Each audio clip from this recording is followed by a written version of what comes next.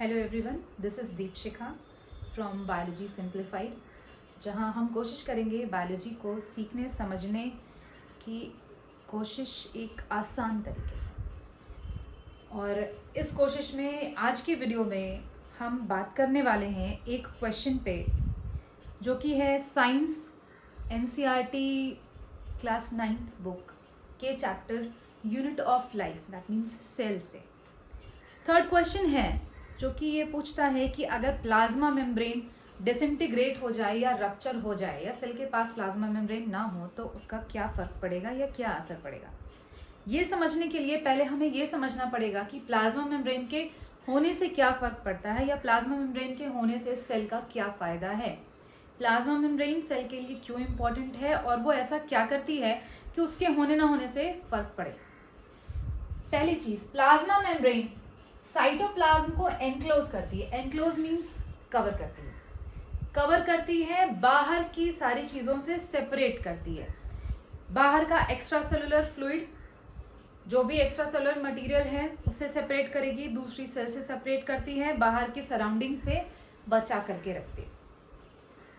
Facilitates transportation, cell जब तक living है उसको ट्रांसपोर्टेशन की ज़रूरत है। कुछ मटेरियल सेल के बाहर जाना है, कुछ मटेरियल सेल के अंदर आना है। कौन सा मटेरियल सेल के बाहर जाना है, कौन सा अंदर आना है, ये डिसाइड करना और सेलेक्ट करना प्लाज्मा मेम्ब्रेन करती। इसलिए प्लाज्मा मेम्ब्रेन को ट्रांसपोर्टेशन के रेफरेंस में हम सेलेक्टिवली परमिएबल बोलते हैं। परमिएबल का क्या मतलब हुआ, कोई ऐसी चीज़ जो कि किसी भी मॉलिक्यूल को अपने थ्रू आने जाने दे या किसी भी सब्सटेंस को उसको रोके नहीं, that is permeable.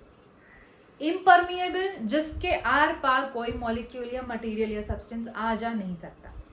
Semi permeable या हाफ परमिएबल, कुछ मॉलिक्यूल्स जा सकते हैं, कुछ मॉलिक्यूल्स नहीं जा सकते। बट हम प्लाज्मा मेम्ब्रेन के लिए कौन सा टर्म यूज करते हैं, सेलेक्टिवली परमिएबल। सेलेक्टिवली परमिएबल का क्या मीन्स है कि प्लाज्मा मेम्ब्रेन सेलेक्ट करती है कौन सा मॉलिक्यूल सेल से बाहर जाना है, कौन सा मॉलिक्यूल सेल के अंदर आना है और ऐसा कब होना है, किन कंडीशंस में। सेल की नीड के अकॉर्डिंग प्लाज्मा मेम्ब्रेन ये काम करती है, सेलेक्ट कर सकती है, इसलिए हम उसको सेलेक्टिवली परमिएबल बोलते हैं। सो ट्रांसपोर्ट फैसिलिटेट करती है। Protects cell organelles, cell organelles को साइटोप्लाज्म के अंदर एनक्लोज करके बचा करके रखती है, होल्ड करके रखती है, जिससे कि सेल ऑर्गेनल्स डिस्टर्ब नहीं हो, इधर उधर डिस्ट्रीब्यूट नहीं हो जाए।